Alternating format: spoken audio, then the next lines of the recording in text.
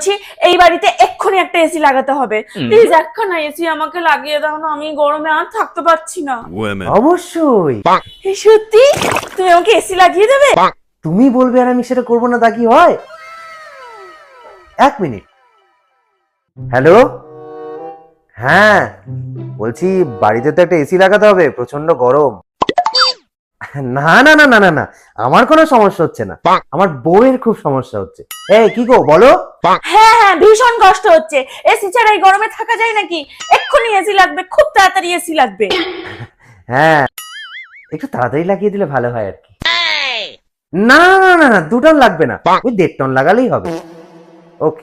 এই তুমি কি ভালো গো, তুমি আমাকে এত ভালোবাসো, তোমার থেকে ভালো আমাকে কেউ বাসে না। আমি একবার বললাম আমার কষ্টের কথা, তুমি বুঝে গেলে। থ্যাংক ইউ, তোমার মতন বড় হয় না। থ্যাংক ইউ গো, থ্যাংক ইউ।